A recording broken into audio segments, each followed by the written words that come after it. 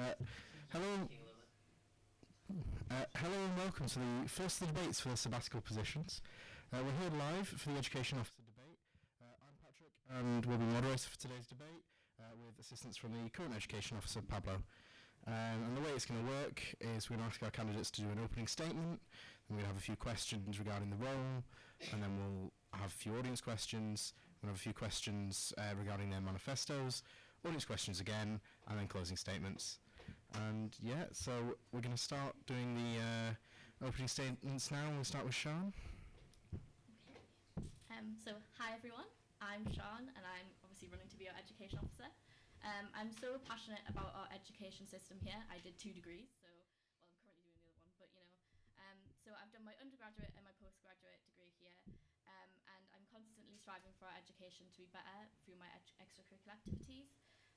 If you vote for me, you will get a week off after January exams. We will reform the PEC system, and we will have recap for all students. I will also be promoting study spaces all across campus. So if you like the sound of this, and you like what I discussed in the debate, please vote me number 1 on March 16th. And Robin? Hello, my name's Robin and I want to be the Educations Officer because I came to Newcastle as a mature student, so I've seen it from a different point of view. I went and actually seen like what real life is like before coming here and how the student life is totally different to getting out there, so I want to make sure I can prepare you for that as well as making sure that you get the quality of education that you're getting. So all the strikes that have been going on, I want to make sure that your voices are heard here, to make sure that, oh well, just fill in the survey and tell how you feel. Like, that's not working for a lot of people, and there's a few tweaks here, small tweaks that I want to make that can make a bigger change for it.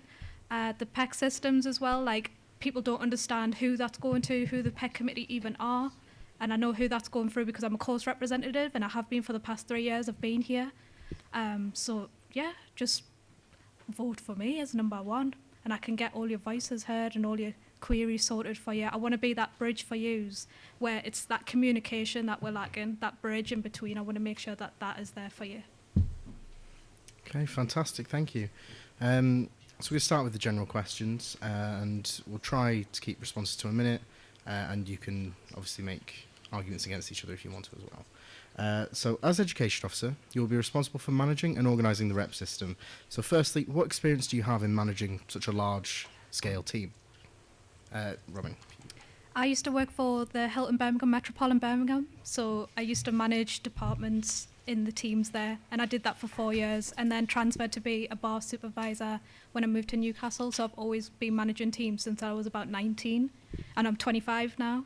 So the biggest teams that I've had to manage is about 100 people at a time, and that was for functions, that was for events, weddings, that was for parties, that was for like conferences, and it was for like large scale events as well. Sorry, if you'd be able to speak a bit closer to the mic and a bit louder so we can hear you. And then Sean, yourself? So if anybody knows, I've been on society stuff for like 3 years now. Since my 2nd year, I've been a part of the Feminist Society. I'm president this year, and we ran a huge International Women's Day conference yesterday. So I'm very used to running committees and teams. I know that the course rep system is a bit more hierarchical in terms of where all the stuff goes and stuff, so it has to go through like Pablo as Education Officer and also like to other committees that deal with teaching staff as well. But I think most importantly it's that if you know how to manage a team of people, is that the most important thing is communication and organisation and interpersonal skills, and I think I have all those qualities in managing stuff on societies, so I think I'll be able to easily transfer it to this role. Excellent, thank you. So how do you plan on improving the rep network, and what ideas do you have in mind to change that, Sharon? So as I said, I think the school reps and the course reps, they have their meetings and things, but I think what I would like is more sort of, obviously Pablo's done the sort of sorry, get my words out. So Pablo's done an amazing job like giving reps voices this year with his campaign, and I think I would like to continue that, but also I think it's a very like, obviously you can contact the reps on the app and stuff and through their emails, but I think there needs to be more sort of like meetings with groups and engagement, so maybe like sort of coffee mornings, teas and all that sort of stuff, and maybe we can get more people involved who don't know about the system. So yeah. Fantastic. And Robin?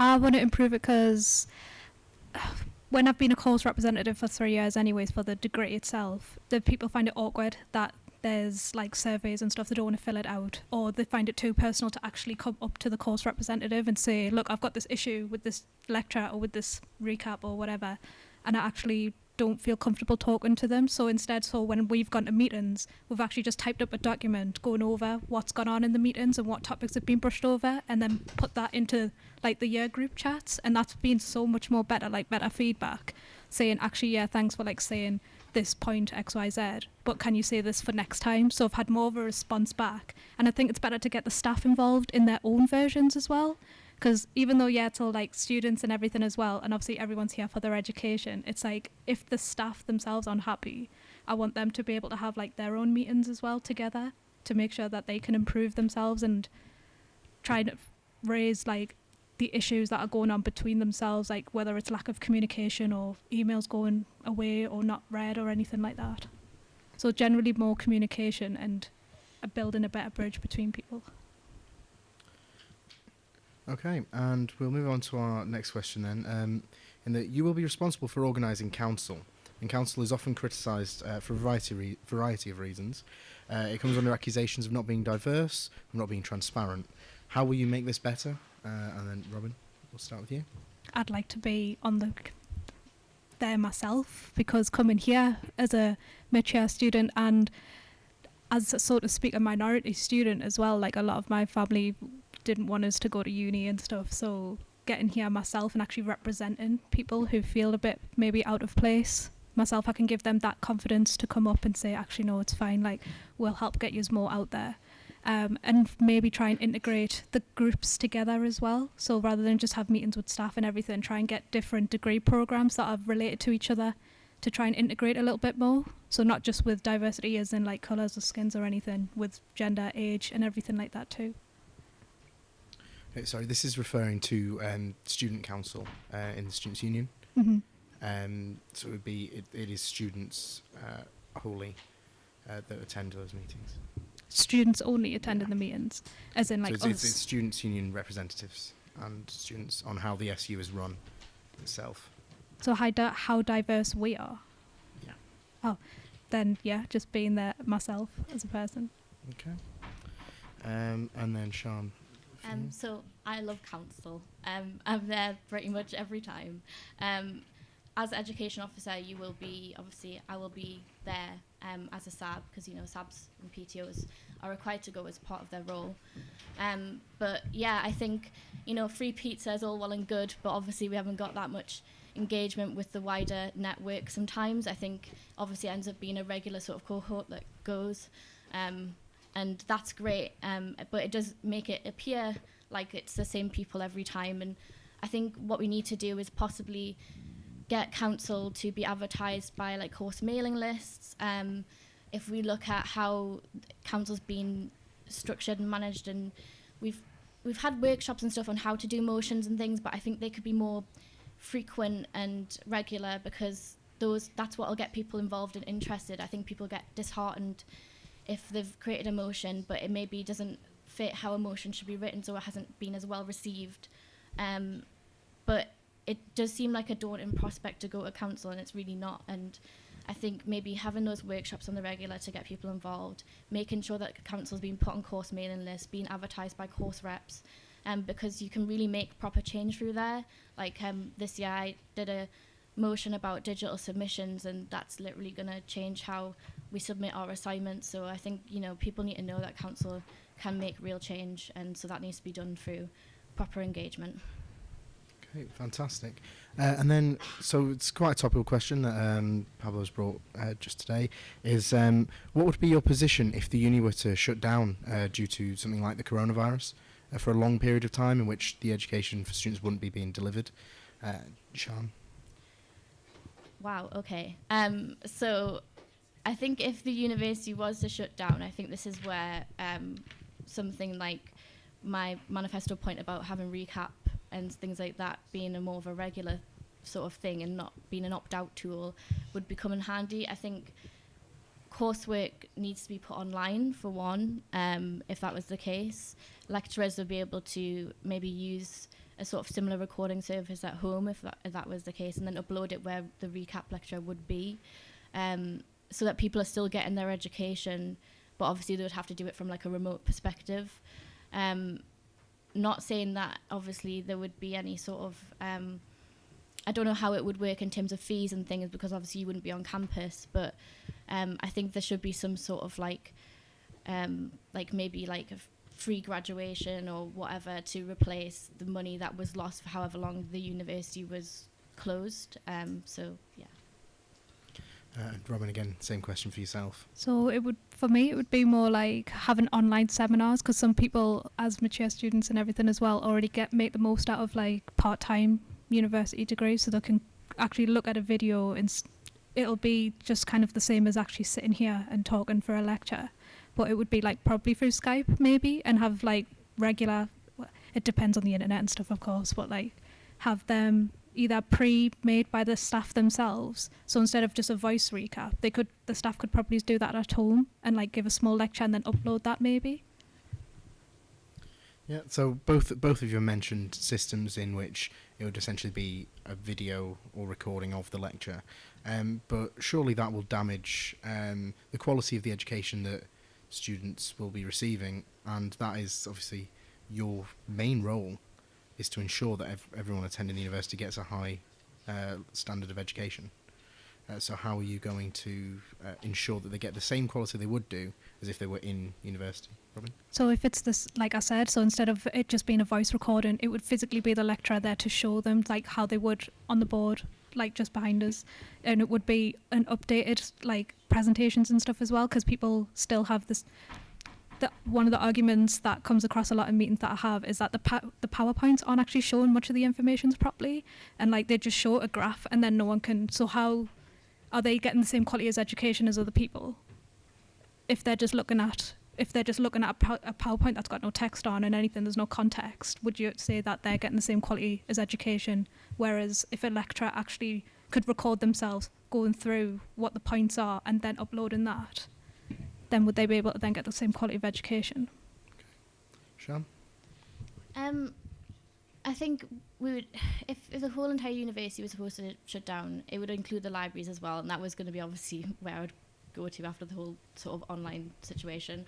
I think we're also not considering the fact that not everyone might have access to online resources, which I'm kind of like struggling with when I'm trying to answer this question, because I want to try and make it as accessible as possible. I think it would, if it was just closed down for a long period, obviously this would be harder to do, but perhaps restructuring so that we didn't have to miss any lectures, but it would kind of be an impromptu break in the timetable, and then we would resume, but it would be like for a longer sort of year, I guess. So we were constantly making sure that we had the exact same standard, but it would just be like later on after everything was cleared. Okay, fantastic. And we have a final general question from myself, and then we'll have a few audience ones. So if strikes were to occur next year, what would be your position, Sian? I think it's hard to say, because obviously if you were to be a sabbatical officer, you have to represent every student. I think what we tend to forget is there is a lot of student teachers on campus, and so it'd be my job to support them as much as it would to support any other student who wanted to get their education. So I think we tend to forget about the PhD students who are on those casual hours, who are experiencing all the things that the UCU are talking about. We tend to think of lecturers as being older, but they're not. They're sometimes the people who are like around you. I think I would like to be involved in the meetings. I would like to have a voice on any meetings that were taking place between the UCU and the university, because obviously it's my job to fight for your right for like education, but it's also my job to make sure that the education that you're receiving is in a fair working environment. And I just think that if I was to be education officer, I would like to put together some resources which were accessible, that would make sure that students aren't being pitted against teachers and teachers aren't being pitted against students, because I think that's what the discourse tends to create. And I think if we had like an accessible resource page on the NUSU website which outlined why the strikes are happening, what is happening, then maybe we wouldn't look at each other as two different groups, but the structural issues that are actually taking place and the structures that are causing the sort of casual hours and the pension issue and things. Okay, thank you, Sean. And Robin? Could you repeat the question again? So next year, if Yeah. strikes were to occur, Yeah. what would be your position? So for me, it benefited having a lecturer say, actually, this is why I'm striking in the first place, because I think when people hear strikes, they're just traditionally just like people out just waving a stick about outside and not actually listening to what's going on, because if the strikes are happening in the first place, there's clearly a problem going wrong deeper into the university, but it is definitely like students against teachers and no one understands why, and it's the people like higher up, and I want to be that communication for them to say, actually no, this is what's going on, and try and support them as well, because their well-being and happiness and their mental health and everything like that matters just as much as students.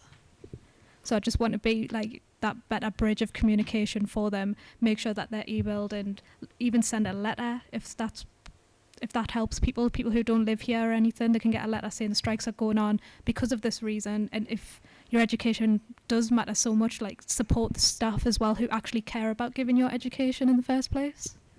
Okay, fantastic, thank you.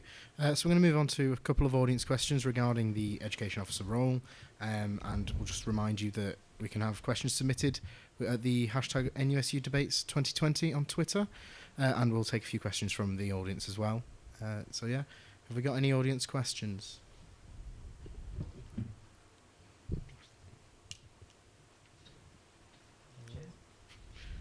Hi, I'm Tobias and I'm the LGBT+ officer currently at NUSU, and I would just like to ask... Well, educational dropout rates and attainment gaps are higher for marginalised communities, and how will you tackle this? Is that for both or? Both of you, Oh yeah. Okay. So like I said, getting more people integrated, so it's all fine having socials and societies and stuff, but some people kind of feel awkward when they first get here about, oh, I don't know what's like society to go to, what social to go through. So rather than that, just have like, sorry, I forgot the question now. It's 'cause I'm nervous. The educational dropout rates and attainment gaps are higher for marginalised communities. How will you tackle this?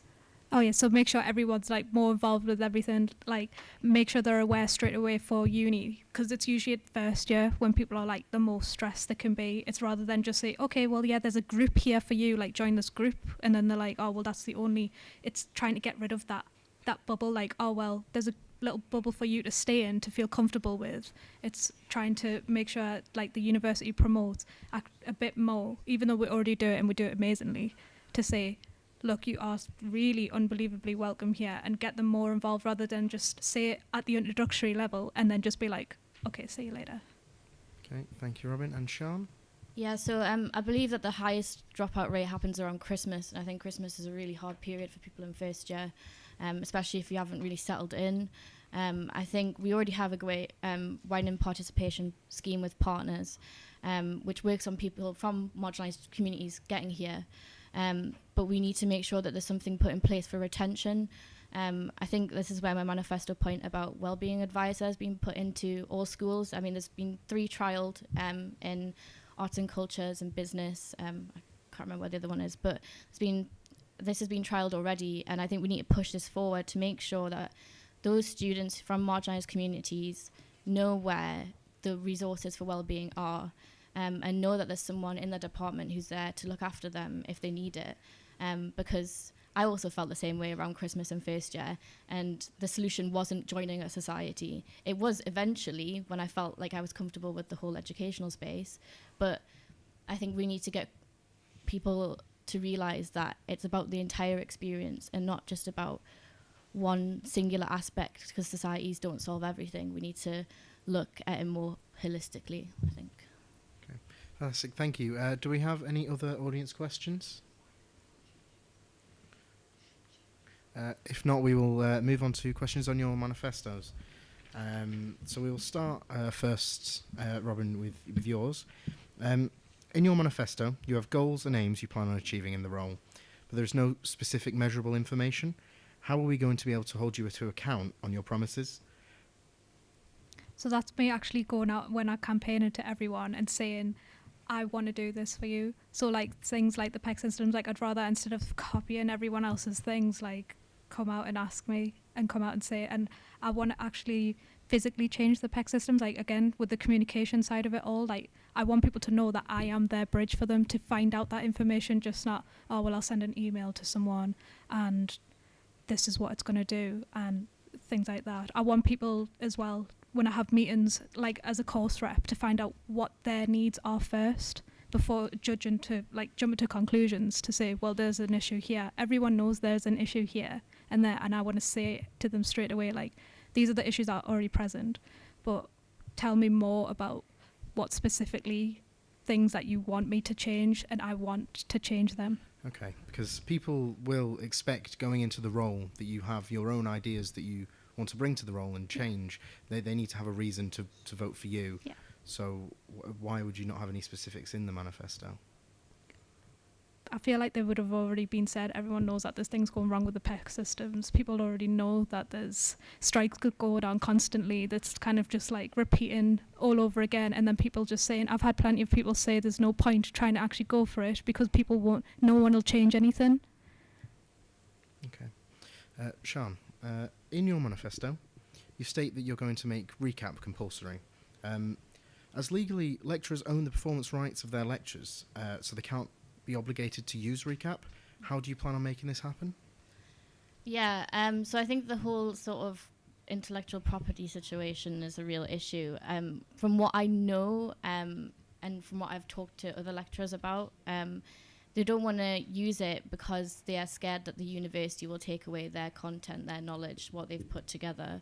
And I think it needs for the education officer role to act as a bridge to make sure that we can negotiate some sort of way that the university doesn't end up owning the stuff in the end, and make sure it's all kept with the lecturers. And I think if we look at it from an inclusivity standpoint, people who have mental health issues and disabilities really need this service, and they need it in the places where they can get it. And I know it can't be implemented everywhere. That would be, mad. But it needs to be used because we pay a lot of money for the service, and we need to make sure that everyone feels like they can get the whole course experience. Yeah, thank you. Robin, in the past you've been a course rep for the 3 years you've been at university, but you've not had experience being a school rep or a faculty rep during the time here. Mm-hmm. With such, you don't have a perspective of those roles and the above system. How can we trust you to be responsible for the entire system? Because I'm already a Marine ambassador for this degree, so I'm trying to already help the university themselves to bring students here and actually tell them, look, my experience here was amazing, and I'm president of the Marine Science Society as well, and I have been for 2 years. So if people already voted for us for 2 years consecutively, and I've been an ambassador for 2 more years, that's why I put my experience there in the first place, because I don't want people to think, oh, okay, she's done a bit of work here and there. It's actually, I've come here later with this kind of experience, and it's from different backgrounds as well, and that's why I've put my hospitality stuff down as well, because it's different environments. Okay, thank you. Sean, in your manifesto you are promising for PEC reforms regarding death certificates and doctor's notes. By university regulations, these aren't required on a PEC form, only forms of evidence are, which could be a large range of different things. So how would you reform this system? So I know it doesn't say that the death certificates and whatever are needed, but I know people who have been required to submit death certificates, doctor's notes, every sort of intrusive piece of detail just to prove that they've had this issue happening. The Courier actually did an investigation into this. Molly Greaves wrote this article about the PEC system and the situation that is happening. And what I'd want to do is to have an anonymous form on the NUSU website so we could monitor it, what schools it's coming from, and so we can remind those schools that this actually shouldn't be a thing that is happening, and that we should trust students to report honestly when something like this is happening. So. Yeah. Okay, in regards to trusting students, obviously is there not a huge issue there in that people who would abuse the system and would reduce the value of these PEC forms, stopping it from being an effective tool for people who genuinely need it? I think if you've ever submitted a PEC form yourself, you'll realise it's actually quite difficult to get one through sometimes. And I think if somebody wasn't taking it seriously, it would be flagged up. People would notice, especially if there was a repeat sort of a situation. But with regards to honesty, I think if we don't trust the student body to be able to make their own decisions, I mean, we're all adults, so we should be able to submit and report with honesty and not have someone abuse it. Which is true, but then if you look at the instance in which there are instances where you can submit a PEC form without evidence, and 2 out of 3 people could be lying there, but it could be the first 2 that get accepted and the third that doesn't by the system you're proposing. You talk about like self-certified PECs and things. So a person that genuinely needs it, if we're operating on the trust system, could be the one that misses out due to this repeat circumstance that you're suggesting? Yeah, I mean, self-certified PECs that don't require much evidence, they only happen twice a year, so you can only have 2 in a year.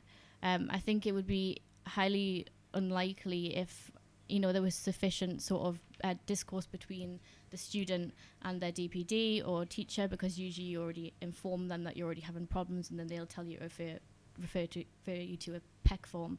I think it would be unlikely that it would only affect like that one student, like 2 out of 3. I think, I don't know, for me, I think if we trust the student body that to do it, they'll really be responsible enough to do it. I know what you're saying, but it's hard because the system is already in a mess, and I think this is the only way that we can really reform it.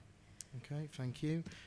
So, Robin, in your manifesto, you have you say you aim to have regular engagement with students and the directors of degree programs. This already happens in the form of Board of Studies and student staff committee meetings with engagement through course reps. So, how exactly do you propose to alter this? It was like I said before, with the whole making like an agenda for everyone, rather than, because people, again, I'll get throughout my time of being course rep, loads of people are saying, you know what, I've sent this email out, or I've tried to ask a question or whatever, and I just don't feel cared for. And again, they feel awkward trying to come up to somebody to say, actually, I've got this problem.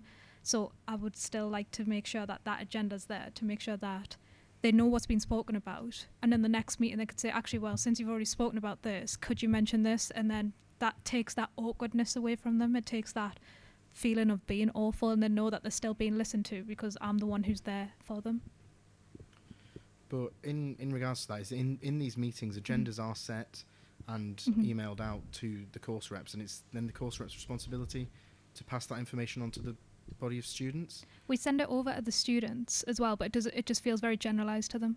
It's just like, oh, well, you've just been told to send with them. They don't actually read it. They've rather said, could you actually mention these points that we've said in our group chats or whatever?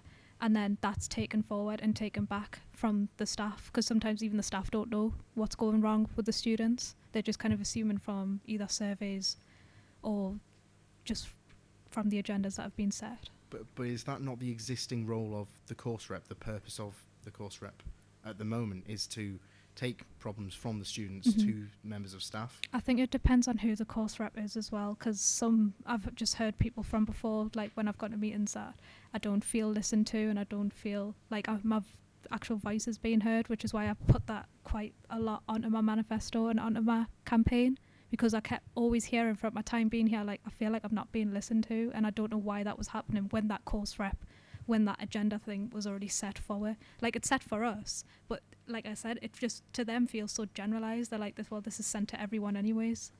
I guess they want it to feel a bit more personal, like more of a personal touch. Okay.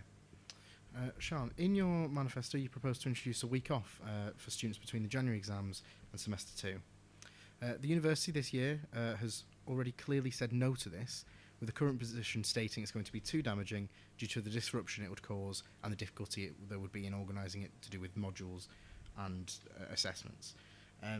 This decision was made after conducting 2 years of research across campus, across all the schools. Seeing as they've said no to this recently, how will you change their minds? I think we can see with Pablo getting in microwaves in the libraries that anything's possible when you have a goal. Yeah, I know that this point has come up multiple times, but I think if it has come up multiple times, clearly the student body want it. Like, I've made a manifesto based off what I've talked to people about it, based off what they want.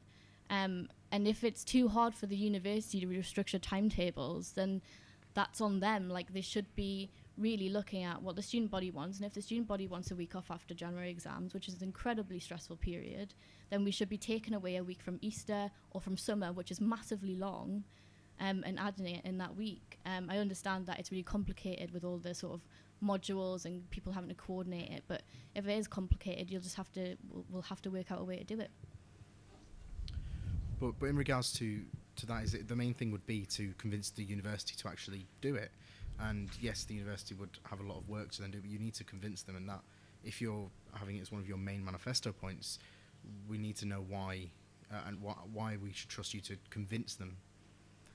I don't know. I think I've shown over the years since I've been at university that when I have an idea in mind, I usually see it through. I mean, I made an officer position, which hasn't been done for like years, community students officer.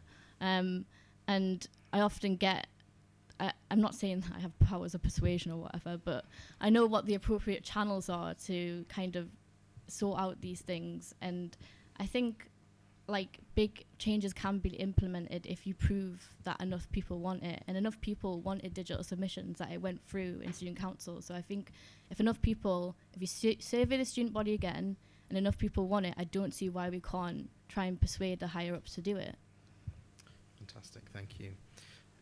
So, Robin, in your manifesto, you say you want to increase the involvement between students and staff. What does this mean in regard, because the university already has module reviews, has board of studies meetings, module leaders and program directors, all of whom engage with students to improve the courses that are being taught at the uni. So what do you mean by increase the involvement? Because there is quite a lot already. Yeah, I think it's just coming back to how when people say to me in the meetings that they don't feel listened to when they send an email or something out, I could actually go out and check. I know that already happens. They say like we do check them, and they are given a specific time frame when to reply and everything. But it's more of like a personal interaction, if anything. So like have maybe separate groups, groups of 5 or 10 actually. But whether that's a stressful environment for students, who knows? Just to have more of like a coffee break or anything, but with the director of the degree program and like the staff members, the module leaders, rather than just here's a piece of paper or here's electronic form to fill out. Here we go. Like it's kind of like avoiding each other, and I want to make it more of a social connection for the teachers and for the students as well. Okay. Sian, you promised to implement wellbeing advisors in all schools. However, this is already happening university-wide, as in university policy, every school must have one. So what exactly are you promising with that if it's already happening? Yeah, so as said before, I know it's been trialled with 3 schools, and I know that is going to go university-wide. I am aware of that. I had spoke to Pablo about it actually after putting it down as a manifesto point. I think what I want to do is make sure that they're consistent across every single school. I will continue to push for it and make sure they are implemented. I think the problem with different schools is that they don't communicate with each other, so there's different standards and different sort of terms used for mental well-being advisors and things. So I think just making sure that everything's consistent and that it is being implemented everywhere and they are being used appropriately, that would be like kind of a goal with that.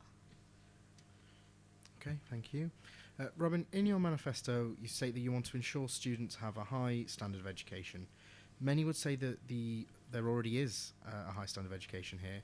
So what standards are you aiming for? What is it you want the courses to meet?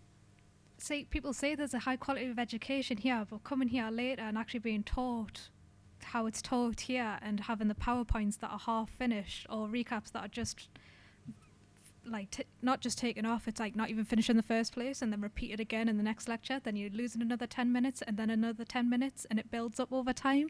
After that it's like, well, what am I paying for? Why am I coming here to be taught kind of like just a half? If you're all saying it's a high quality degree and everything here, why is the actual content itself not at a high quality, not matched at the same standard? Because like Newcastle Uni does have an amazing status for what it does, but being a student here, I've just seen the little threads that just need tidying up here. There's not like huge, like I said, the small differences, like the small things that can be changed here can make a huge difference, and it's the smaller things that are taking place in the lectures because you're here for your education in the first place. So it's the little things to me that matter. So do you have any specific achievable standards that you can see? Yeah, that like you just want up to to date PowerPoints. Make sure you're not using the same PowerPoints from years before. Make sure the information that you've been sent, if you are doing reading lists, make sure the years are up to date. If you are using things from the 60s that you have no choice to, fine. But then if it's like things from maybe the 80s onwards, use them. Make sure that everything's consistent, and make sure if the graphs and everything are there, actually maybe explain at the notes what they are in the first place, because like I said, some people might miss the lectures, go into recap and have no idea what this is going on about. Then they've got that small text to say, actually it's on this topic, read this topic, and then they can kind of figure it out for themselves, because that's the whole point of learning as well. Okay, thank you. Sian, you say you're going to make more study space, and there's been large investments recently into both the main libraries, the Robinson and the Marjorie. Where is this space going to come from? So I think what I meant by that is essentially promoting those new spaces, but then also making sure that teachers can upload their spaces on the app as well. So like teaching rooms that have been booked but aren't being used, and also like making sure that the spaces that are available, like the Henry Daish, that's all been fully done out, brand new, looks great, but nobody's using it. I was in there the other day and I was the only person in there. It was really creepy. So I guess, just making sure that the places that are new are like appropriately promoted, and so that you can see them on the university app or on some sort of study guide. Make sure you know what the facilities are in there, and yeah. Okay, thank you. Robin, you had a similar point, saying you were going to improve access for software, literature, books, and areas for study. So how are you going to improve that? We had conversations recently, like again as the course rep role, about potentially knocking some parts of the buildings down that we don't actually use anymore. So some classrooms that just are rarely used. There's a couple of corners in Ridley building that are just barely used, and rather than just, we don't have to knock the whole building down, you could just knock the walls down and just have that as like a maybe social study space, rather than just like a quiet area, or have one as a quiet area and one as a social study space, or more like a coffee room where teachers and students can go into and actually just discuss it, more of an informal thing, rather than just have a formal one-to-one meeting. Maybe they actually want more of a comfortable setting for themselves and in a bit of a corner somewhere. Okay, thank you. Sian, you said previously you were the commuting students officer. What can you bring from that role into this one as experience and what you've done? I think what I've learned most from that role, and bringing that into if I get elected as education officer, is start early, because things in the uni take a long time. Anything that you want to implement is great, but you have to make sure that you know that you're talking to the right person. I think I've gone down a lot of avenues, and then maybe I've had to kind of stop and rethink about my position or how we could do it in a more effective way. Like I said, I've already got the digital submission thing through, so that's one of my manifesto points done.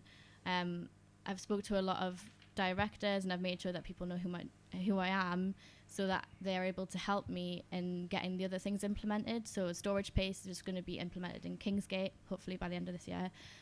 So yeah, things are happening, and I think as long as you put yourself out there, make sure you're reaching the right people, then you can make your manifesto points happen. Okay, fantastic. So we now have some time for audience questions, just before the closing statements. So do we have any questions from the audience? Including you, Pablo, if you've got any. No? I have a question. I don't need a microphone. It's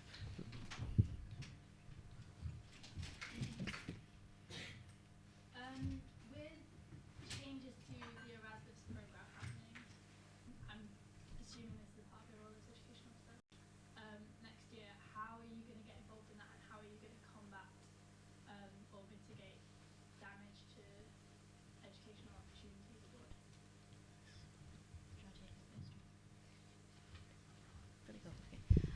I think with the Erasmus programme, I think it's really unfortunate that we might be losing funding and things.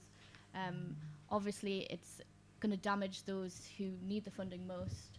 And I think what we could, I don't really have a concrete solution for this right now, but if we make sure that the transition process is as smooth as possible and start looking for like new sources of funding like right away, because I know how important that is, especially for those who are from working class backgrounds. I think we need to really look at a solution for that, but I can't really think of anything concrete right now, sorry. I think with this question I would need to know like who's actually in charge of the finances and things, and where the uni is actually spending the money as well. So if it's going to some things that are prioritised more than others, maybe cut down on a few things and bring that back so that we can have the international students come along and feel comfortable and know that we have the means to be able to give them the education that they want to get here. So again, for me, it would have to be a lot of collaboration with other officers, because I wouldn't know how to actually do that on my own. Okay, have we any other audience questions? No? In which case, we'll go to closing statements now. So, Robin, we'll have yours first, then Sean's. Yes. So please vote for me as number 1 officer, because I would like to seal the deal. You'll see me prancing about in a seal costume later on. But on a serious note, I do really care about your education. I want to make sure that you are getting the quality of education that you deserve coming here. You're paying £9,500 or however much your degree costs, and coming here as an older student, I can see the problems that are going on here, and it's not fair that I can see like younger people going through hardships through their education, wanting to really be here, and then they're just not getting it. And I want to make sure I can fight your corner and make sure you are listened to and actually valued here at this uni. So vote for me, please. Fantastic. Thank you, Sean. So yeah, I want to thank everyone for listening, and I want to thank Student Media for putting on this debate, and anyone who's watching on the live stream. I hope you can all see how passionate I am about this role. I really want to do a good job. So remember, if you vote for me, week off after January exams, PEC reform, recap for all, and promotion of study spaces. So if you like the sound of all that and what I've debated here tonight, please vote for me on March 16th. Put number 1 next to my name. Okay, fantastic. Thank you both for coming and taking part. And thank you to everyone who's come along today and is watching. We're going to take a short break now before the postgraduate officer debate for a minute or two while we set up. Yeah. Thanks.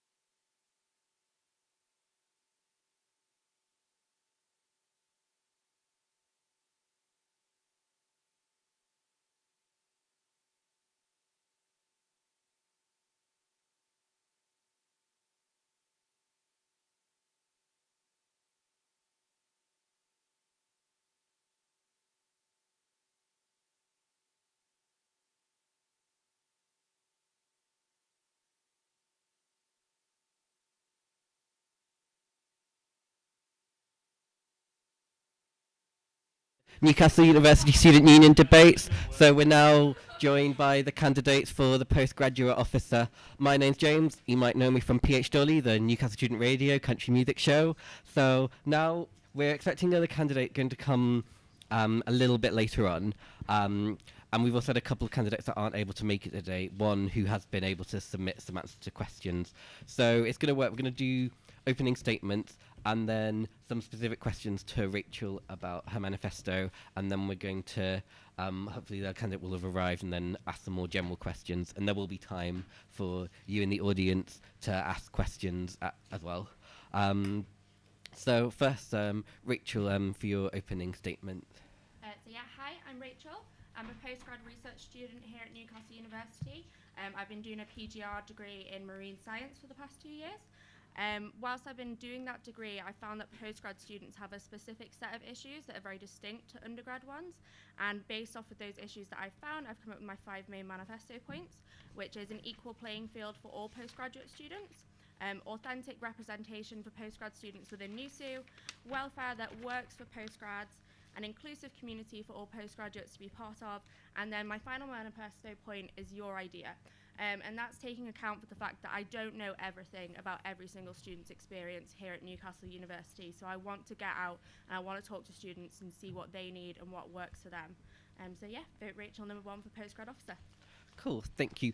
I'll read Charlotte's opening statement out as well, just so that everyone can sort of see what they can vote for Charlotte. So, hi everyone, I'm Charlotte and I'm running to be your next postgraduate officer. I'm gutted that I can't be at the debate tonight due to pre-booked travel plans that I unfortunately couldn't change at short notice, and I'm sorry I can't answer questions in person, but I am confident that I have the ideas and drive to be your first choice when voting for postgraduate officer next week.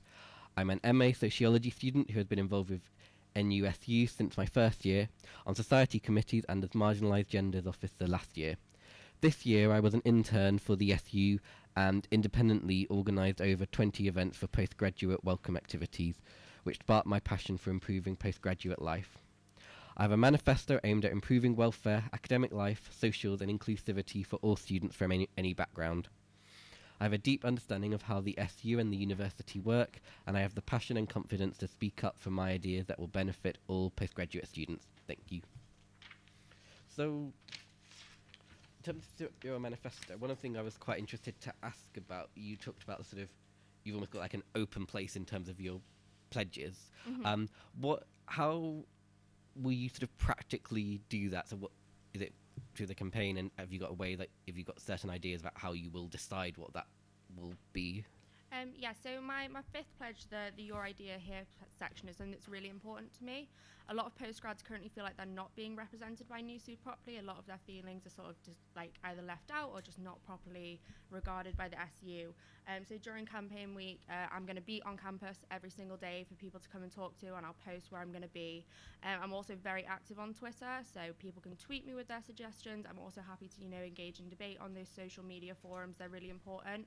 Like, one of the big things that I found during my time as a postgrad researcher is like academic Twitter is a fantastic source, and I think that can be utilised in the student elections as well. Cool, thank you. And in terms of your main sort of, I guess your main pitch to voters is around the kind of improving that just general representation of for postgraduate students. What's your general sort of like headline kind of pitch for what you would do to improve postgraduate representation? So I think my headline pitch is, this year's the first year that we've actually had a postgraduate officer at NUSU. In other universities, it's different. They've had them for longer, they're more established. I think my headline pitch is just get involved, because so many postgrads say they're so frustrated with the current systems, but what we're finding is actually they don't engage with it. And I know it's difficult, and we have a lot of priorities, especially as PGRs, like we prioritise our research a lot of the time. But what I would say is actually get out there, stand up for what you believe in. I'm here to listen to you. I'm an elected representative. I'm not the sole voice. I'm just the voice to carry through to the union and also the university. So you said that it was, the biggest thing was, is it fair to say that it's not so much the systems themselves, but the engagement with those? I think the engagement with the systems is poor, but there's a reason for it. And if, people aren't engaging with that system, that suggests something is wrong, something needs to change. I mean, I'm a postgrad research student here. I haven't engaged with the union in the past couple of years. I did whilst I was at undergrad, but actually I felt as a postgrad student, SU isn't representing me, and that's what motivated me to stand for the role. I want people to engage, and if they want to say, look, this isn't working, that's the postgrad officer's responsibility to do something about it and change it. What are your thoughts about, on a very practical level, about what needs to be done and what you would do if you were elected into this role? I think there needs to be greater communication, first of all. As the postgrad officer, we should be utilising the emailing lists, for example. We should be in regular contact with the students saying, I'm going to this thing, I'm going to that thing. What are your thoughts about this? What ideas do you have? I also think there should be greater engagement with UCU, especially for postgrad research students, because we sit on this fine line between staff and student, and it's really important that the Students' Union is representing us as staff members, as like teaching undergrads. Thank you. So I think, so one of the questions that I did have that was for all was around how would you improve postgraduate representation and engagement with the SU. Do you have anything that you'd want to add that you've not already said in terms of your... Yeah, so in my manifesto I talk about the postgrad committee. That's something I'd be really excited to set up, and that would be postgrad students coming, maybe it'd be the current school reps or maybe a completely different system to the school rep system. Again, it's something I want feedback on. I don't know everything about how the school rep system works, for example, but setting up the postgrad committee so that postgrads actually feel like they're being heard and listened to directly with NUSU, rather than having to go up that sort of academic framework that they currently do. So what do you think is missing from the current structures in place? So currently with the, I believe the education exec that has the PGR forum that feeds in that way, and then the scrutiny committee, what are you wanting to add that's not currently there? I think in terms of the PGR community, again, it goes back to this thing where we sit on that fine line between staff and students. So I talk about the PGR grey area in particular, in that we have some rights as students and some rights as staff, but we don't see the full benefits of both of them. So there needs to be something specific that PGRs, so maybe it's a workload directive, or it's sort of a set of, we called it postgrad rights in the manifesto, because as a staff member you would have a full set of working rights, for example 40-hour working week, or you have a HR department, and as a student you can easily go to the SU and access services, but it's not as clear as PGR students about what is and isn't available to you. Okay, so with the PG rights, where would that sort of sit? Like, how do you sort of envisage that kind of working, and who would that be? Would that be sort of how the kind of student agreement works currently, or would it be a different thing altogether? So the student agreement is a bit weird for PGRs already at the minute. So we have a learning agreement that we sign right at the start of our postgrad research degrees. That's actually pretty vague. It doesn't specify what is expected of us as a PGR student. So perhaps it could be sort of a revisal of that learning agreement to also accommodate for the fact that we don't just do research. We teach undergraduates at all stages. A lot of us also supervise undergraduate projects, so it's some sort of acknowledgement of the work that we do outside of our own research. Okay, thank you. So I might, as we've sort of got onto that question, read some of the statements that's already been submitted by Charlotte around improving postgraduate representation and engagement with the SU. So Charlotte said, I'd improve engagement by introducing postgrads to the SU immediately by working with the Freshers Week organisers to make Freshers events more postgraduate inclusive. This means events would fit in with postgrad timetables and have more varied events that appeal to the diverse postgraduate community. I'd start hosting events this summer with de-stressing events like a movie night to include postgrads here over semester 3 who are completing research and dissertations. I build on this by working with societies and creating my own events to put postgrad interests at the heart and ensure there are social events throughout the year. Giving voice to marginalised students is especially important, so I'd focus on ensuring underrepresented groups like mature students and international students receive tailored support, and I would work with student staff networks like NU Women and Rainbow LGBT Network to be the student voice in university spaces too. Throughout the year, I will be more active on social media, emails, and around campus to be a visible point of contact for postgrads to come to with their own ideas, questions, or problems, so we can work together to make change happen. And I've also had some in from Mark as well. So in terms of what Mark has said around improving the engagement and representation of postgraduate students, I think it's important to consult with postgraduates through social media, email, and advice workshops. So I think making myself available to listen through as many channels as possible is important. So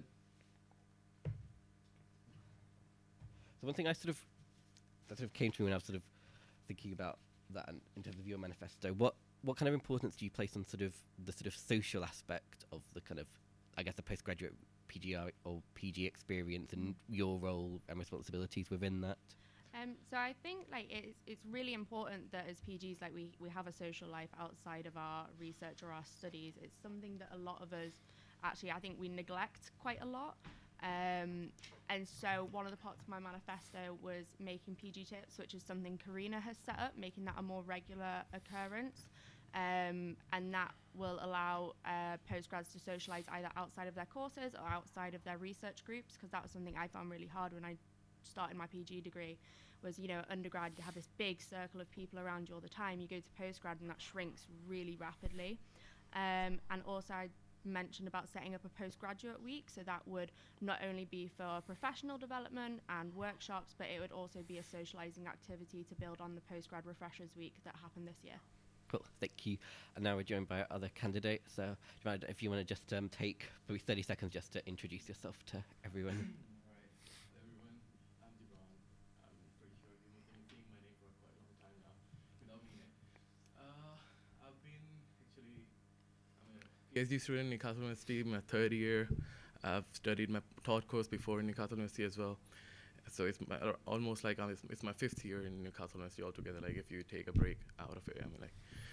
So, yeah, I mean, like, first of all, I want to apologize for being late, because what happened was I thought the debates were tomorrow. Okay, that's not a good excuse. But what actually happened was, like, you know, I started my day in the morning, like, around 8 o'clock, because I had a meeting at 9 o'clock. It lasted till 11 o'clock. After 11 o'clock, I had to do a demonstration. It's a different story for being a PhD student. It's a bit different from taught course and other master courses. But all throughout the day, it was a very hectic day. And at the end of the day, around 5 o'clock, I started feeling a headache. I went back home. I slept. And I woke up with my friend's call. He told me, "You're late." And I was like, "I'm sorry." Well, I'd like to have you with us, and that kind of brings into the next question. So, as both of you are research students, so what is your offer specifically for postgraduate research students? Postgraduate research. Yeah, okay, well, good thing. Rachel, actually. Yeah. So for postgrad research students. So I think my main offer is that sort of postgrad rights section in my manifesto. I think it's really important that we are acknowledged that we have this sort of multidiscipline role within the university. And having that recognised more so by NUSU is really important. A lot of postgrads feel like they can't go to NUSU, and I think that's specific to postgrad research as well, especially when it comes to, say, personal disputes within the university. I know of more than one case where the Students' Union has said they will not represent that student, and then they go to HR, and HR has also said they won't represent that student. So it's about definitely bridging that gap and making NUSU actually work for postgrad research students. Cool, thank you. All right, what I'm going to do is actually it's not just about the postgrad research, it's about taught course students as well. And what happened to me today is, like, I totally lost track of what's going on, because I was so mentally stressed because of my hectic routine. I want to change that, to be honest, because the thing is, like, we probably, like, you know, if you're in a TOS course, after this year, you're going to get to the real life. It's not the real life right now. You're just learning how you're going to deal with the real life. You're just preparing yourself for actual life afterwards. So I want this to be as much fun as possible. Like, you know, being a talk course, being a research student, no matter what you are, you're still studying in a university, and university life is supposed to be fun-filled at the same time, a good learning experience as well. So these are the things that I want to change about, like, especially for the research student. I'm not saying that Newcastle University isn't doing anything about it. It's just like there is a bit of problem with inclusivity about postgrad students. They feel left out when they plan things and all. Most of the things that are happening or events that happens are mainly focused on the curriculum of undergrad students, but there are things like we can do about it. We should do something about the postgrad students as well.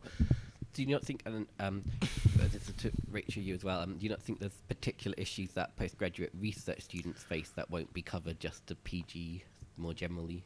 Sorry, PG. Do you think that there are specific issues that postgraduate research students face that are different to postgraduate taught? Well, one of the main issues that I've seen in being myself a postgraduate research student, like, you might have seen, like, the age difference between some of the undergrads, postgrad, and then research students, it's quite huge. Like, some of the postgrad students, research students are like in their 30s, or some of it are even 40s as well. I mean, like, we all have kind of a different mindset, and we can't, we won't be enjoying the same things if we plan something like, apart from that, like, research is actually itself, it's not just a study, it's a full-time job. You have to invest your time and your mind all throughout, like, no matter what you're doing, a part of your mind is always thinking about your research. That is one thing, like, being a research student, most often you go through this phase where you're actually completely lost and you can't find a way out of it. At those points, like, Let's start wrapping up. Mm-hmm. That's 45 seconds for each Oh, okay. person. Sorry, I missed the stuff about Rachel. rules and everything. So yeah, I do think PGRs have separate issues to PGTs. I think some people, the argument could be made that PGT is more of a continuation of the undergraduate scheme, whereas PGR, the guidelines are far less clear about what's expected of you, and that can vary massively between supervisors. It can also vary massively between schools, for example, so how progression is conducted. That's a PGR specific problem. So I'm based in natural and environmental sciences. Our progression is quite informal. You then go to the School of Engineering and they have almost like a mini Viva every single year. And those differences between schools, it can actually cause a lot of confusion for students that sit between academic departments as well. So that's a very much PGR specific issue of that it's not clear what is expected of us at every stage of our PGR degree. Okay, thank you. I'm going to move on to another question that I think a lot of people would want to sort of know the actual your positions on this. So what is your position on the UCU strikes, and how would you as postgraduate officer handle the situation? So I'm going to start with Gibran for this one. Okay, well, if they're on strike, I would definitely they're asking for the rights. Okay, I can't say like what they're doing is right or wrong. It's their right to ask for their own rights. Being a postgraduate research officer, definitely, my friend, he had his research is kind of affecting right now because his supervisor, actually his co-supervisor, is on the strike most of the time. Whenever he he has got stuff to, he has got things to show or discuss with him. It's definitely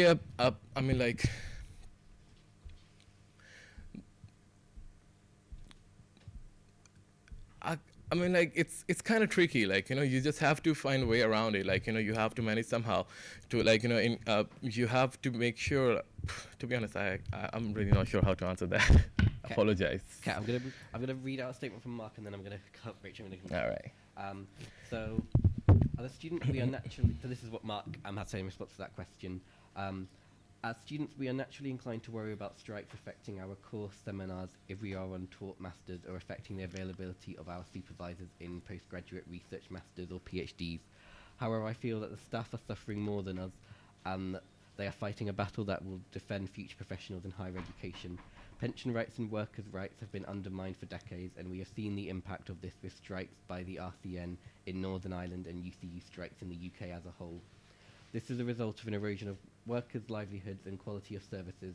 I believe as students we need to show a united front with UCU workers to put more pressure on the universities and government to end austerity and fund services. Okay, so Rachel, what's your response in terms of the question was, what is your position on the UCU strikes, and how would you as postgraduate officer handle the situation? So as postgraduate officer, I believe it is their responsibility to support the postgraduate research students that are currently taking part in strike action. I think it's a really clear distinction that needs to be made in that postgraduate research students are taking strike action from their paid work from the university and not their research. They're still free to come onto campus if they would like to and complete their research. And to any student that's being affected, I wholeheartedly say sorry. But this is more than about lecturers' pensions now. It is about changing the working community at Newcastle University as a whole. Still at Newcastle University, there's an 18% gender pay gap. Lecturers are being forced to work for less than minimum wage because of the pressures put on them by the university to complete marking in set times.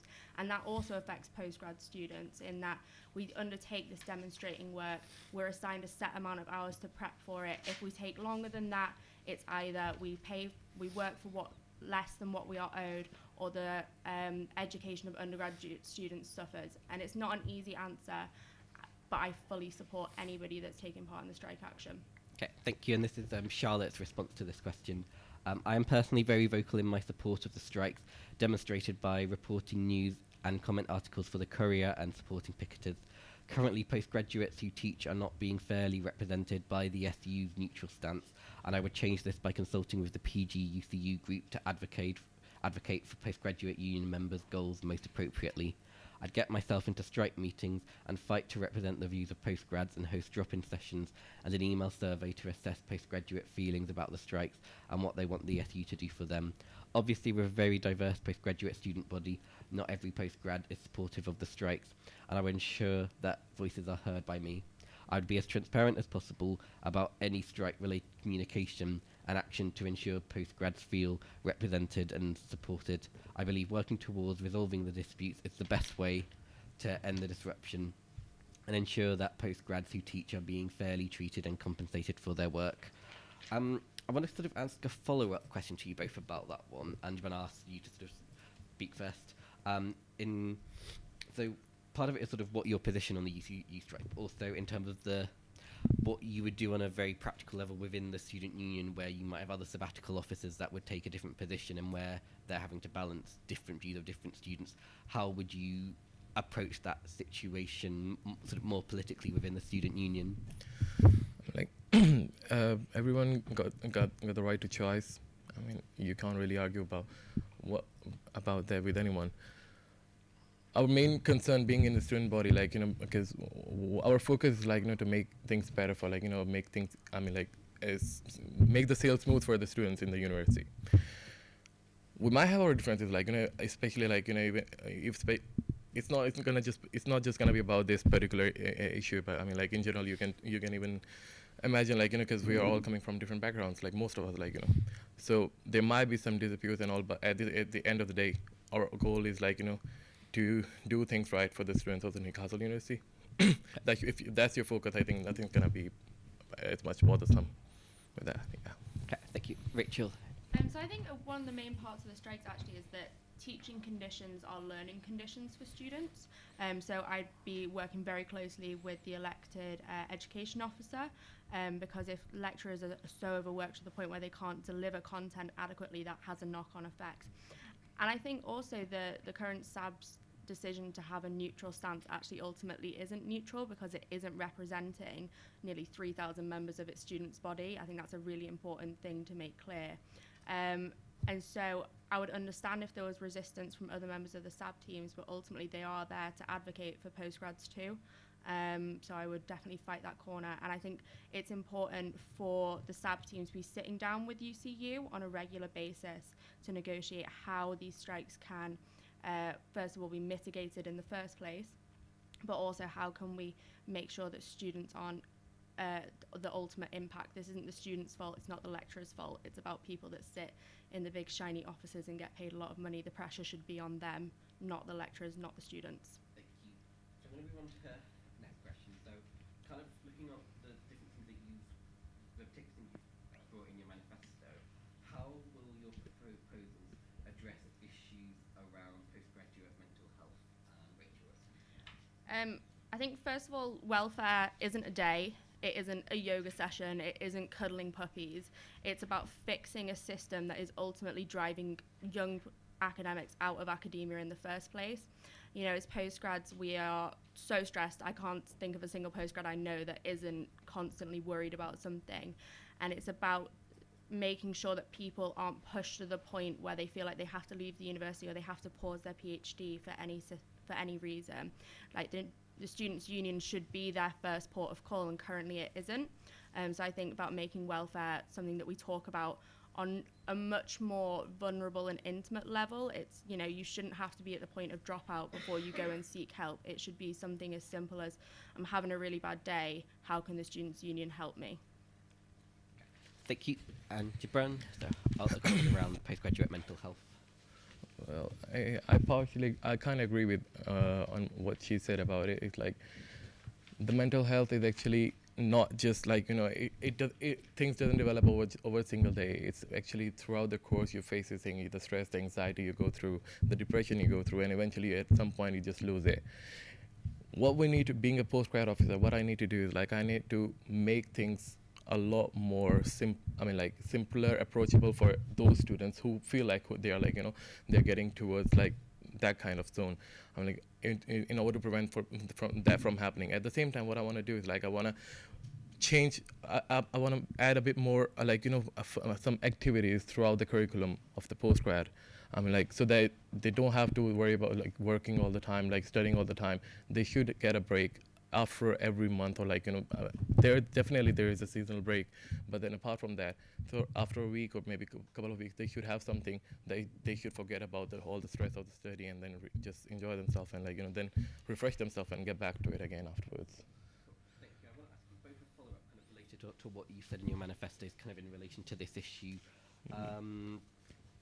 So Rachel, the thing that you sort of talk about, so you do talk about welfare in terms of the mental health provision, but also around workload expectations, as well as some of the things around community. How far do you think your proposals go in terms of fully sort of addressing those issues, or whether other areas, not necessarily for yourself or the student union, but that for the whole university community needs to work on in order to sort of meaningfully tackle this issue? I think we need to be more honest with each other.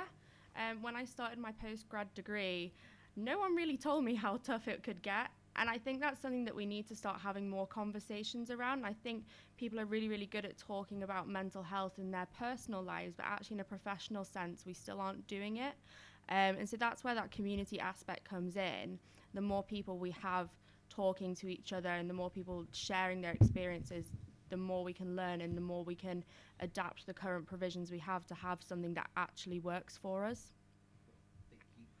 And Brenna, what I wanted to ask you around in terms of you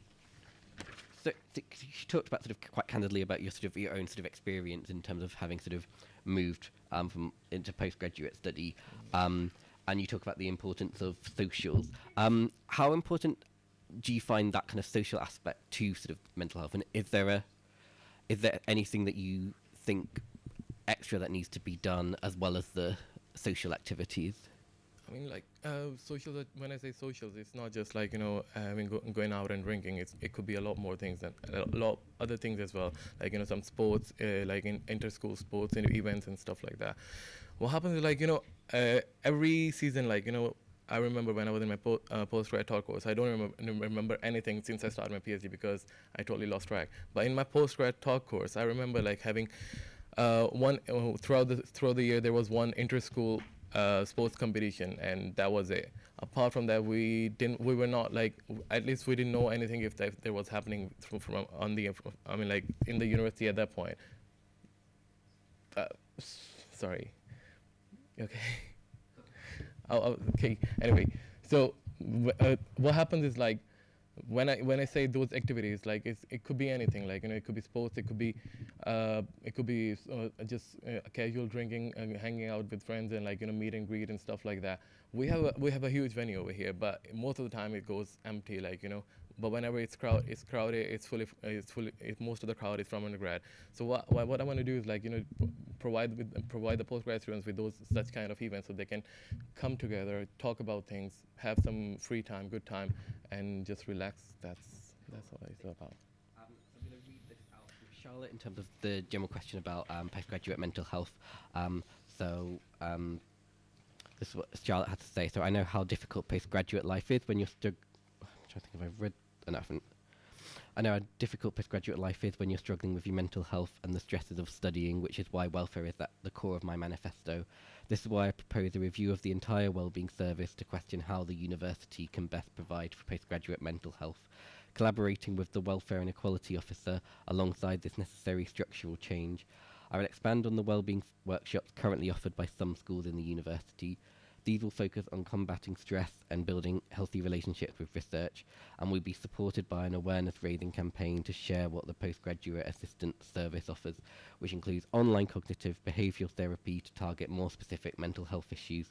Importantly, I will continue this year's work currently in the English School and expand mental health training for supervisors across student services and academic schools to improve staff support.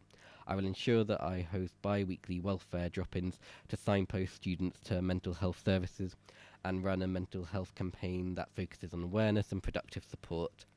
So I'm going to try and read Mark's response to that question, and then I'm going to open up to the floor for questions.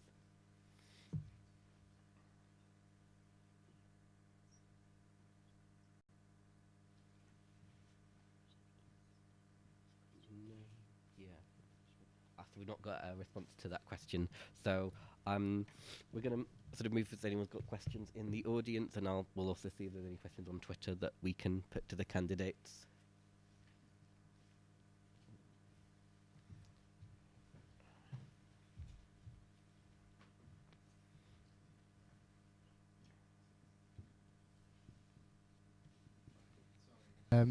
Just to ask you a question again about strikes. Sorry, I can't hear you. Sorry, just to ask a question again about strikes. In regards to a postgraduate talk program where you've got block modules, how are you going to deal with some students getting the full credits being taught and some students not getting the whole credits for their degree, but both students would graduate with the same degree? And how would you deal with that being fair or not? Is that in the context of like optional modules? Yes. Do you mean? That's a really hard question, and I think that's something that needs to be considered in greater depth. So I know in like the 2018 strikes, for example, I was a third year student. I didn't receive a block of my teaching, and the university mitigated that. But I can understand the frustration where some people, they have to undergo all that content, and some people don't. To be honest, I don't have an answer for that. That would be something that I think the university and the Students' Union would need to work quite closely on, and especially the postgrad officer and the education officer would need to really sit down and consider how that's impacting students. Yeah, me being a postgrad student, I think student is not at fault for in this whole thing.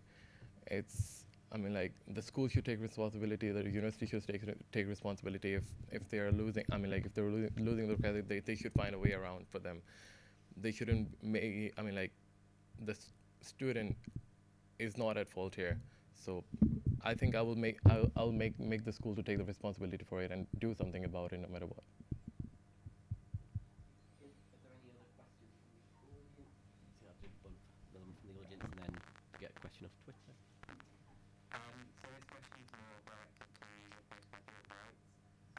So what do you specifically mean by postgraduate rights, and how would you actually implement them to ensure they are fair and valueless? So when I say postgraduate rights, I think it covers that grey area that I talked about before in terms of we don't necessarily know where we stand. So a lot of postgraduate students work over the 40-hour week, for example, and sometimes that is necessary.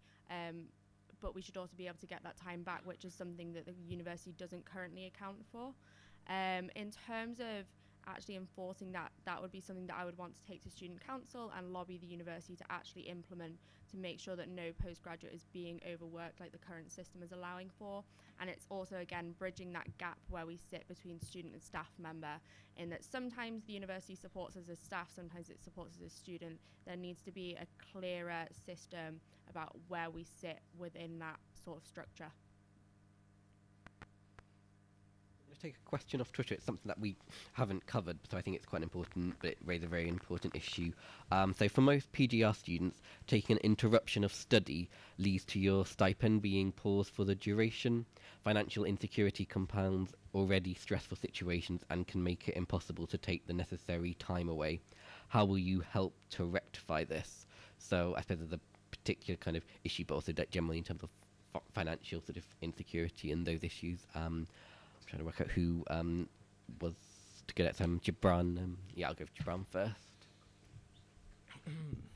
Well, what happened was recently, not long ago, I actually myself took a leave from my PhD as well. My mom was having cancer. Eventually, she passed away. So I went on a leave, and it happened to me as well. My stipend was, I didn't get any stipend, and I had to face some difficulties. But luckily my supervisor he kind of supported me, like, you know, as soon as I got back, he got me some extra lab demonstration duties and stuff. I mean, like, and also, like, you know, some he managed somehow from our research group to get me going when I came back. But throughout my holidays, like, I was like, I had nothing on me. I was, like, you know, living on a borrowed expensive, you know. At the moment, like, there is no particular structure in place to help those students. Okay, this is something we need to think about, because definitely that is an issue. And when I didn't know about that, and I didn't even think about it until today, because even though it happened to me, but that's definitely an issue, and we need to find an answer to that. I mean, like, we need to sit together and, like, you know, get to some point and, like, you know, help the student out for that. That's it. So yeah, this is again that thing where we sit in the student staff grey area. So in my manifesto, I talked about a postgraduate hardship bursary that I would lobby the university to create, and it accounts for the fact that, yeah, we do have these situations where we need to take time away from our studies, and during that we don't get paid. So it would be a meaningful source where people could turn to in those instances where their stipend has to be paused for some reason. We've actually got a statement from Charlotte in answer to this question. So I believe university and research should be accessible for all, regardless of your financial situations and socio-economic background. I would work with the university to make their existing hardship fund accessible for these students to help them during their time away, as it is vital to support all our students, especially during their breaks, which could be due to difficulties in mental health or other personal life issues. The Hardship Fund also supports my goal of improving financial support for all postgrads, which would incorporate more tailored advice from our financial advisors in the Student Advice Centre to make sure that any PGR struggling with finances gets the help they need in a supportive and caring way. Is there another question from the audience at all? We'll take one. So I was just going to ask, because we hear a lot about the postgraduate community, do you see the postgraduate community as being separate from undergrad? Do you feel like you would make more moves to integrate postgraduate and undergraduate students, or do you feel like they're very separated at the moment? So yeah, I do feel like they are two distinct communities at the minute, and I think that is also a problem. I think it could be useful for undergrads that are considering postgrad degrees to actually get the opportunity to sit down and talk to either the postgraduate officer or postgrads who are willing to take on some sort of mentorship role. That could be a really meaningful connection to make between the two communities. And also, you know, like, undergrads, they are really interested in the research we do here at the university. I've had a number of undergrads come and approach me about my research and can they get work experience. So sort of, you know, showing to people that is an opportunity that's available. We are wanting to engage with the undergrads. That'd be something that's really important for me as postgrad officer. Yeah, definitely. Like, there are two different groups, like undergrad, postgrad. The factors that actually make are the reason. One of the main factors is, like, the age and, like, you know, the seniority, and the knowledge as well at the same time. But I'm from School of Engineering. In our school, like, we do get some lectures together with undergrad as well, which if we are sharing, if we have some common module, we sit together and we take the lecture together. That kind of helps us, like, you know, to interact with each other, get to know each other, and, like, you know, most of them are, like, from their final year in undergrad, and we are in our masters. So most of them might end up doing masters in future. So it kind of help them to motivate, show them, like, you know, what masters is like, you know, what happening in masters, how the studies are in the masters, and at the same time, it gives us a bit of a light mood. Like, shows a bit lighter side of the life. I mean, say university life, because they're having a lot more fun compared to us postgrad students. Yeah. Another question on Twitter that kind of follows on from that, and follows on to sort of what we were discussing early on in the debate. So it's been asked sort of what specific problems do you believe postgraduate students face compared to undergraduates, but also kind of tied to that about to what extent the postgraduate community is separate from the undergrad. To what extent is it good to try and integrate those, and where will there be other times where it's better to try and the issues are so separate that it would be better to have very specific work for a particular group of students. I think Gibran, if you want to take that one first. Well, I mean, like I told you, like we in our school, like we do get these some lectures together with undergrad. I mean, like it kind of like, you know, about the thing about, I mean, like if you want to bring them to, I mean, like what happens is like, you know, one thing you see in the undergrad final year and the postgrad is like they both are stressed, like because both are concerned about the future and the jobs, and they have both overtaken by insecurities. This is a particular group that you can bring together and you can deal with the issues together because they are going through almost the same thing.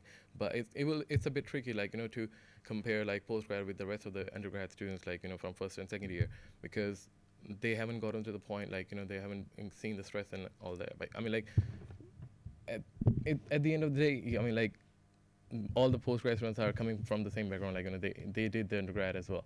I mean, like it's good to, like, you know, I mean, like to see that, I mean, like, sorry, I mean, like it's a bit, I mean, like I have a bit of vocabulary issue. How do you say? I'll pass on the question to her. Sorry, apologies. Fuck it. Yeah, I think regardless of whether it's a postgrad tour or a postgrad research student, there are separate issues that we face. And I do think the university needs to make provisions for those specifically. However, integration with the undergrad community isn't a bad thing, and I do think it's something that some more of us should be doing in terms of outreach and preparing undergrad students for postgrad life if they want to move into. But yeah, I think the university needs to acknowledge more that we do have separate issues, and they need to make postgrad specific policies for those.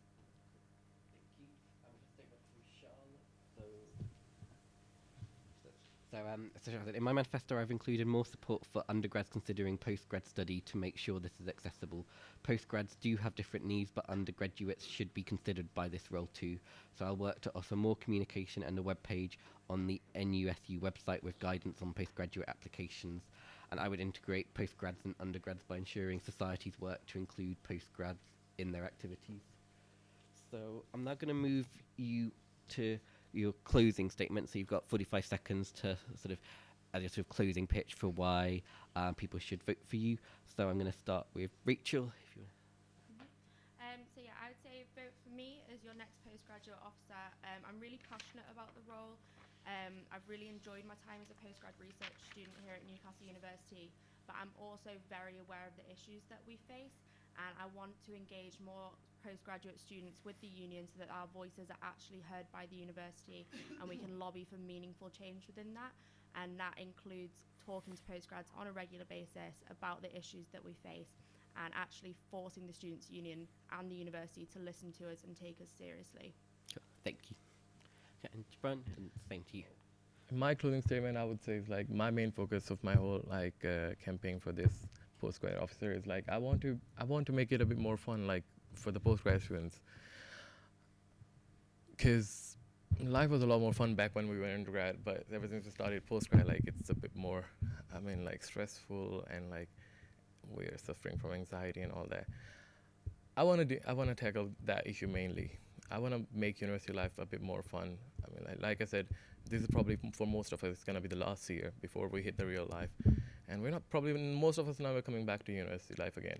So it should be a memory that we should remember throughout our life. So yeah, vote for me so I can make that happen. Cool, thank you. And we also have a closing statement from Charlotte. So thank you all for listening tonight, and I really appreciate the debate host accommodating my absence to ensure I'm still represented in some way. I hope that my responses have shown the strength of my manifesto and my ability to be a vocal and empowering representative for postgraduate students. I believe I could fulfill many of my manifesto points before the next intake of postgrads in September, improving their postgrad experience with my pledges quickly and effectively. Everyone should feel supported within their postgraduate studies, and my focus on inclusivity and integration for all students will do this. I will be responding to any questions asked on my Facebook page, just the Charlotte Page Bulletin for Postgraduate Officer, to address any queries that I unfortunately couldn't answer tonight. Thank you, and please do vote Charlotte Page Bulletin #1 for Postgraduate Officer. So that brings us all to a close for this debate. So thank you for the candidates both here and who sent their responses in for making this a very interesting debate. So thank you very much.